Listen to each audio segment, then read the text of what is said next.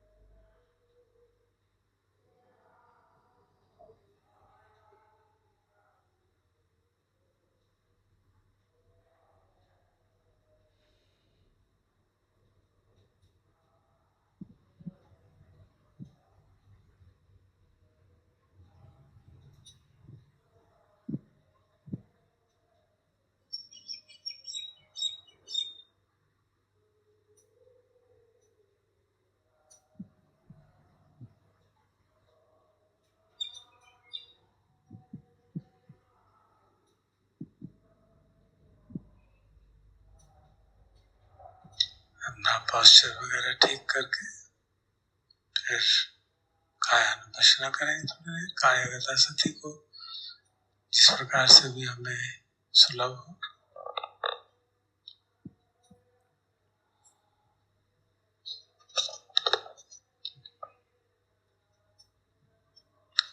सांस को जानकारी करके चित्त को शांत करेंगे या सारे शरीर को आलंबन बनाएंगे, जैसा भी जिसके लिए सहज हो।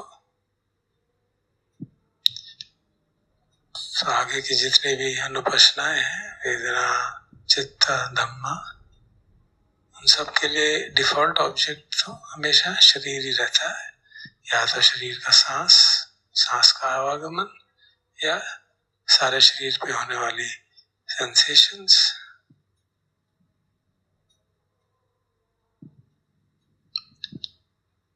शुरू में अगर मन बहुत बेचैन हो तो थोड़ी देर मैत्री भी कर सकते हैं ताकि मन शांत हो जाए। कोई नाराजगी है, चिंता है, तो उसको शांत कर सकते हैं मैत्री करके। अन्यथा आनापान से शुरू करके थोड़ी देर हम अभ्यास करते हैं कायगता सती का।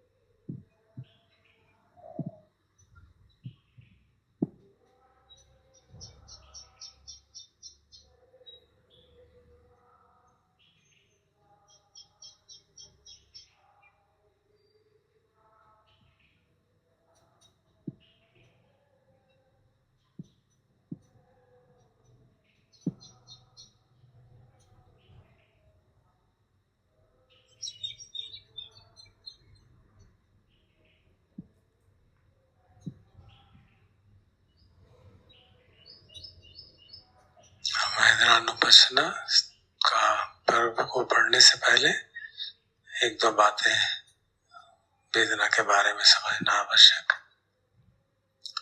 वेदना जो है मन का एक भाग है। रूप वेदना संज्ञा संखार विज्ञान, तो रूप शरीर हुआ और बाकी चार मन के खंड बताए गए। सब समझने की बात है, मन कोई अलग अलग हिस्सों में बटा नहीं है, चार उसके क्षमताएं हैं।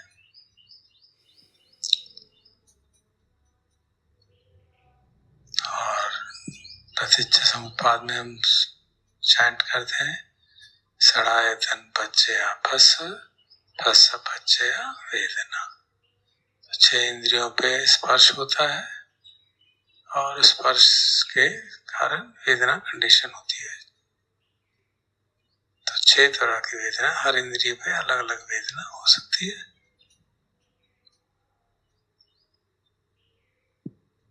और सूत्रों में डिटेल में पढ़ते हैं वेदना के उपजने के बारे में।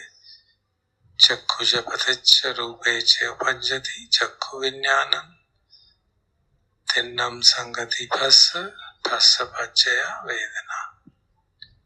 चक्षु और रूप के डिपेंडेंस पे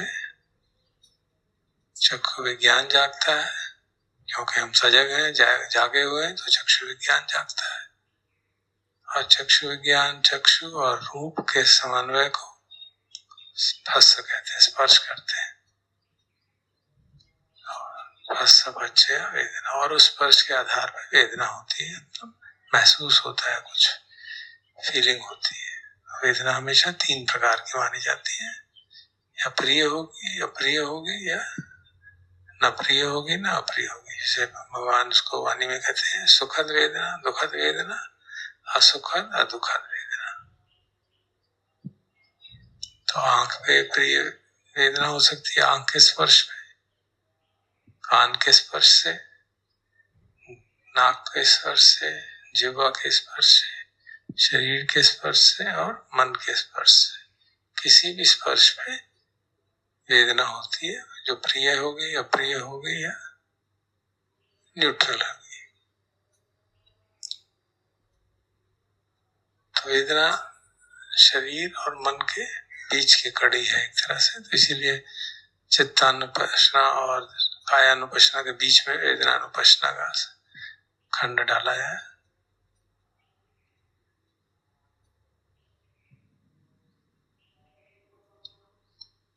सामान्यतः ध्यान करते हुए जब हम कुशन पे बैठ के ध्यान कर रहे हैं आंखों पर बंद करके, तो बाकी इंद्रियों पे स्पर्श होना की संभावना बहुत कम होती है। तो इसलिए काया पे स्पर्श क्योंकि प्रतिक्षण होता रहता है, तो स्पर्श के आधार पे जो वेदना हो रही है उसको हम जानते रहते हैं। तो काया के स्पर्श को सेंसेशन कहा, संवेदना कहा गया, और उसका जो अफेक्टिव टोन है वो हमें कैसे लग रहा है उसे वेदना कहा गया।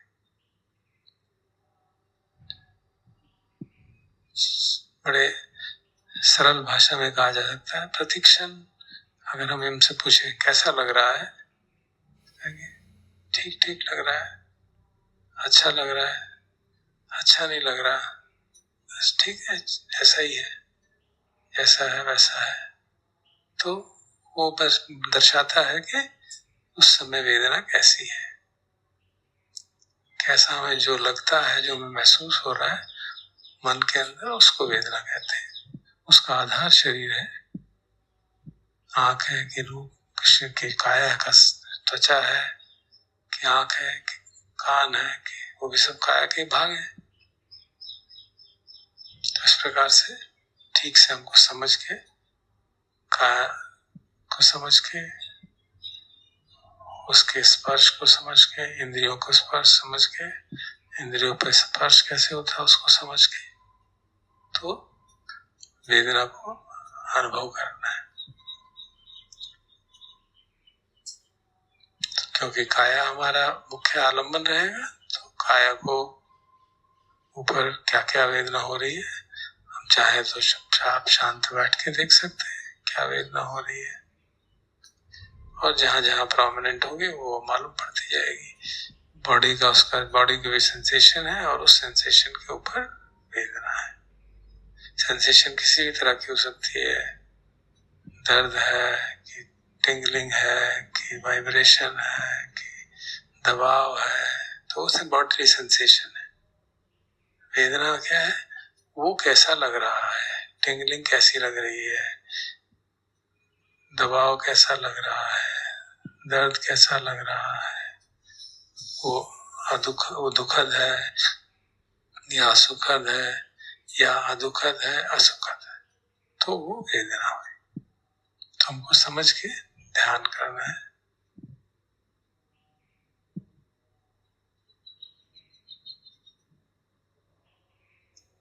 तो ये बैकग्राउंड समझ के अब हम भगवान की वाणी को पहले पढ़ लेते हैं, फिर देखते हैं कैसे आगे अभ्यास करेंगे।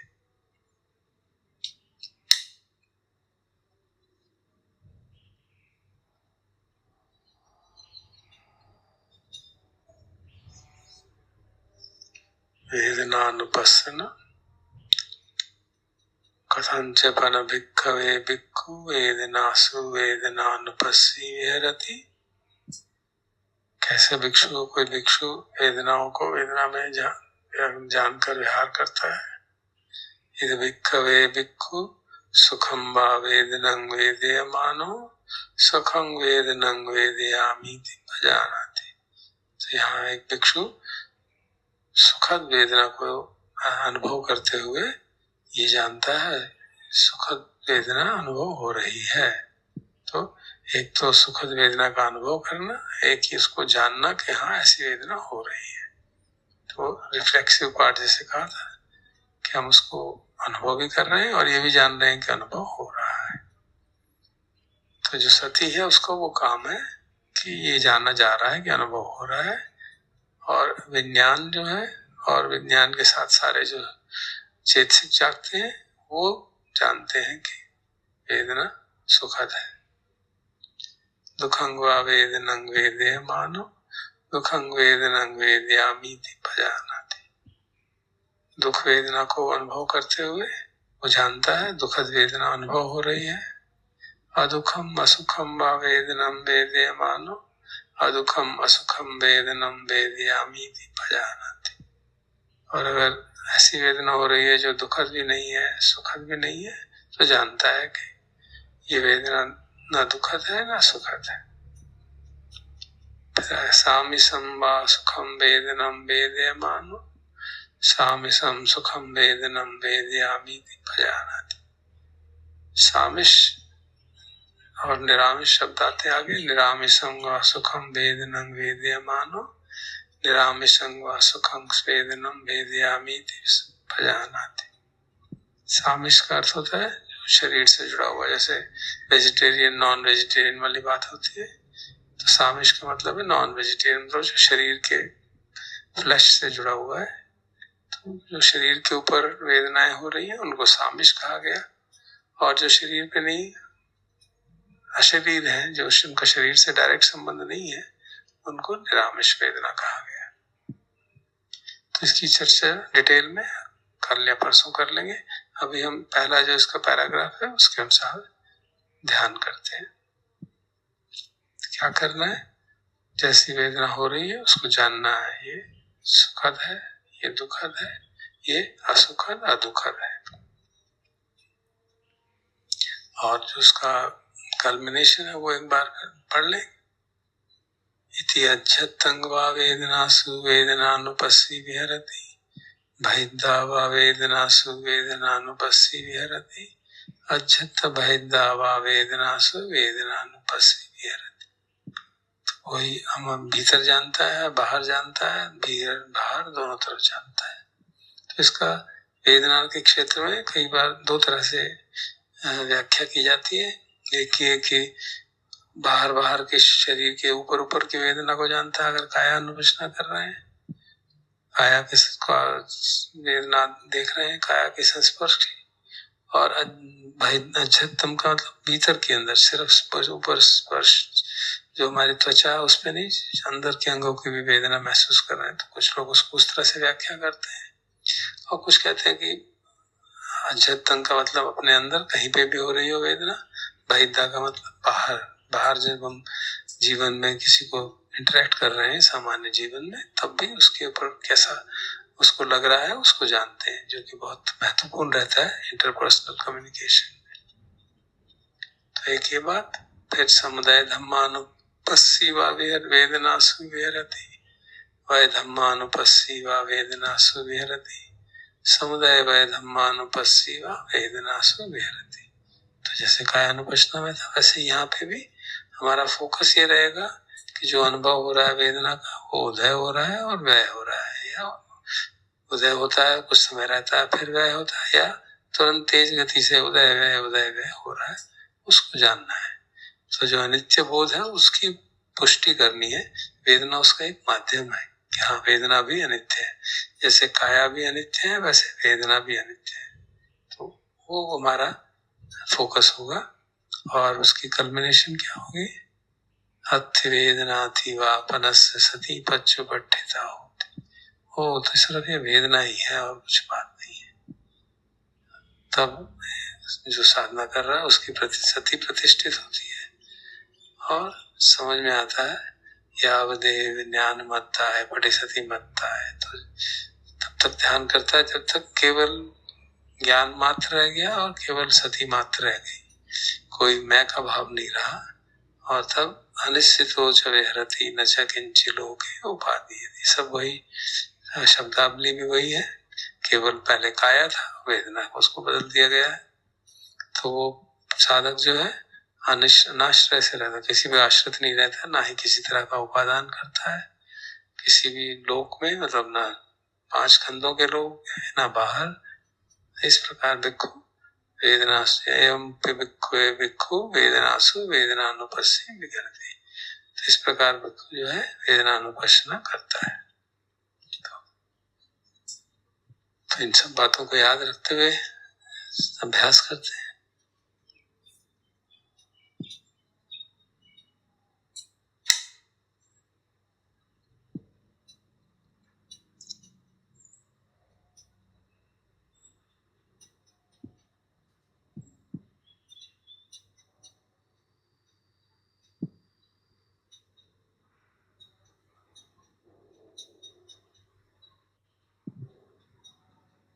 जैसे हम बैठे हैं तो यहाँ शोर भी आ रहा है, आप तक पहुंच रहा है कि नहीं मालूम नहीं। तो उस शोर को हम कैसे समझते हैं? सोतम च पतिच्च शब्दम च उपज्जति सोत विज्ञानम तिन्नम संगति भस्स बचया वेदना। सोत इंद्रिय का बाहर के शब्द से के आधार पे श्रोत विज्ञान जागता है, तीनों के साथ कोऑर्डिनेशन से स्पर्श कहा जाता है, और उस स्पर्श के हिसाब से वेदना जागती है। अभी जैसे सांस केवल पंखे की आवाज आ रही है, तो वो न्यूट्रल है, ना वो अच्छी लगती है ना बुरी लगती है।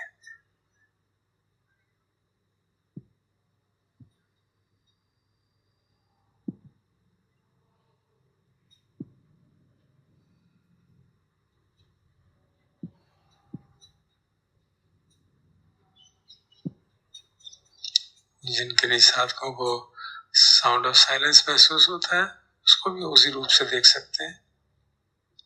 यद्यपि वो कान से स्पर्श नहीं है, फिर है तो उसी जनरली उसी तरह की।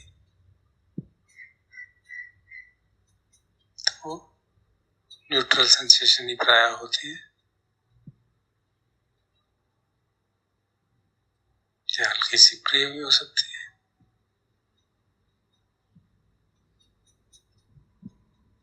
और ये सुखद असुखद अदुखद और दुखद की क्लासिफिकेशन है, ये कोई ब्लैक एंड व्हाइट क्लासिफिकेशन नहीं है। सुखद वेदना के पूरे एक पूरा डोमेन है, पूरा क्षेत्र है। इसी तरह दुखद का क्षेत्र है, हल्का सा परेशानी हो रही है इसे लेके बहुत भयंकर पीड़ा हो रही है, हल्का सा सुखद फीलिंग हो रही है इसे लेके बहुत आनंद एक्सटेसी हो रही है, और उनके बीचों बीच असुखद अदुखद वेदना है। वो अदुखद असुखद वेदना भी कभी सुखद जैसी महसूस होती है, कभी दुखद जैसी महसूस होती है। तो इस प्रकार से उसको ठीक से जान सकते हैं। तो अभी काया का आधार लेके हम काया को स्कैन कर सकते हैं, या ओपन अवेयरनेस में बैठ के देख सकते हैं जो भी हमारी अवेयरनेस में आ रहा है। क्योंकि हम सब पुराने साधक हैं, जो भी अवेयरनेस में आ रहा है शरीर का अंग, वहां पे क्या वेदना हो रही है, जो सेंसेशन हो रही है उसकी डिटेल में नहीं जा रहे कि इचिंग है कि प्रेशर है कि टिंगलिंग है कि एक्सपेंशन है कि कॉन्ट्रैक्शन है, उस विवरण में नहीं जा रहे हम सिर्फ ये जा रहे हैं कि वो कैसा महसूस हो रहा है, प्रिय लग रहा है कि अप्रिय लग रहा है। तो सारा शरीर का आधार बना के करके देखते हैं।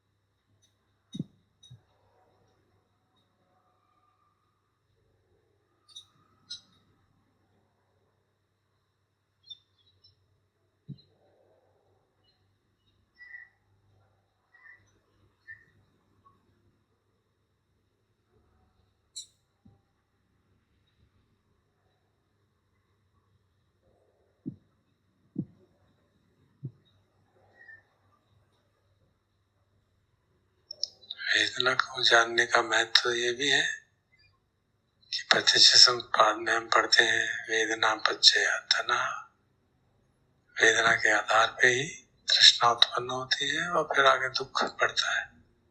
तो इसलिए अगर हम वेदना को जान लें, उसके ऊपर प्रतिक्रिया न करें, तो तृष्णा नहीं जागेगी, दुख चक्र रुक जाएगा। तो इस कारण से वेदनानुपश्यना का एक स्पेशल महत्व रहता है।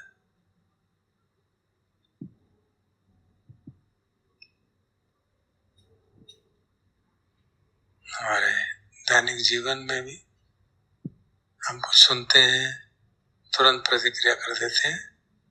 अगर हमें सजगता हो, सती हो, तो जो सुन रहे हैं वो प्रिय लग रहा है या अप्रिय लग रहा है, वो अगर हम जान लें, तो मतलब वेदना जान लें, श्रोत इंद्रिय पे स्पर्श हुआ और कैसी वेदना हुई, तो उसकी प्रतिक्रिया ना होगी, थोड़ी देर रुक के हम उचित रिस्पांस दे सकते हैं। तो छोटी सी बात, कुछ सेकंडों की बात है कि हम अपने आप को रोक पाए और वेदना को देख पाए, और सुख और दुख में, दुख मुक्ति और दुख बंधन में फर्क कर देती है। तो इसलिए वेदना अनुपश्यना का बहुत महत्व। अधिकतर बार जब वेदनाएं दूसरे शरीर के त्वचा के सिवा अन्य इंद्रियों के द्वार के कारण होती है, तो सामान्यतः उसमें कुछ न कुछ उसका असर शरीर पे भी होता है, क्योंकि सारी इंद्रियां शरीर पे ही हैं, जुड़ी हुई हैं उनके साथ। लेकिन ये आवश्यक नहीं कि उनका असर इतना हो जो हमें अलग से महसूस हो जाए, क्योंकि शरीर पे सारी इंद्रियों के समुच्चय है और सामान्य जीवन में सारी इंद्रियां हमारी काम करती है। तो जिस इंद्रिय पे स्पर्श हुआ है, उस इंद्रिय पे क्या वेदना हो रही है, वो जानना मेरे अनुभव में बहुत महत्वपूर्ण है। हमने कुछ देखा तो उसका असर जरूरी नहीं कि शरीर पे हमें मालूम पड़ने लगे। हमने कोई सुंदर फूल देखा तो जरूरी नहीं है कि शरीर पे हमारे प्रिय वेदना ही होगी। अगर हमारे बुखार है, तबीयत खराब है, तो आप फूल देख के मन प्रसन्न होगा, शरीर पे वेदना नहीं बदलेगी। तो ये बहुत महत्वपूर्ण बात है कि हमने फूल देखा, अच्छा लगा, तो उसको जान लिया अच्छा लगा। इससे पहले कि वो अच्छा लगने के प्रति प्रतिक्रिया हो और फिर हम उस फूल को प्रति राग जागे, फिर हम उसकी प्राप्त करने की कोशिश करें, फिर उसको तोड़ें, जो भी हो, तो एक और राग पैदा हो गया जाएगा। इसी तरह शब्द के ऊपर, इसी तरह गंध पे, इसी तरह रस पे, हर जगह भोजन करते हुए क्या हो रहा है, वो भोजन का स्वाद की जो रस की जो वेदना है, वो प्रिय लग रहा है या खाना अप्रिय लग रहा है, उसको देखेंगे तो वो पहले मालूम पड़ जाएगा। फिर उसका शरीर पे कब असर होगा, कितना होगा, ये सामान्यतः हमारी प्रतिक्रिया पे ज्यादा निर्भर करता है। तो जिस इंद्रिय पे जहां पे वेदना हो रही है, उसी को वहीं पे पकड़ने से बहुत लाभ होता है। तो हमारी तृष्णा नहीं जागती, वेदना पच्चया तन्हा नहीं होता। तो आप अपने अनुभव पे वेरीफाई कर सकते हैं कि आप प्रिय शब्द सुन रहे हैं, शरीर पे क्या हमेशा प्रिय वेदना होती है? कभी कभी हो गई, बहुत प्रिय कोई बात हो गई तो होगी। और खासतौर पे मनो इंद्रिय की तो बहुत महत्वपूर्ण बात है कि मन में कोई विचार आया, उसका असर बॉडी पे हो भी सकता है तुरंत, और नहीं भी हो सकता है, मालूम ही नहीं पड़ेगा। लेकिन उस मन पे स्पर्श हुआ, उस पे वेदना हुई, उस पे हमने प्रतिक्रिया भी कर दी, तो जो विचार आते हैं वो अच्छे लग रहे हैं कि बुरे लग रहे हैं, उसको जानना बहुत महत्वपूर्ण है, ताकि हम उस लेवल पे प्रतिक्रिया न करें, राग न जगाएं, द्वेष न जगाएं। और क्योंकि हमारे विचार लगभग निरंतर ही चलते रहते हैं, अनलेस चित्त बहुत शांत हो, तो उस मन की इंद्रिय पे मनोसंस्पर्शा वेदना, और उस वेदना से आधार पे तृष्णाएं बढ़ती ही रहती है, बनती ही रहती है। इसीलिए मन बेचैन हो जाता है। तो वेदना को ठीक से समझ के वेदनानुपश्यना करना बहुत महत्वपूर्ण है।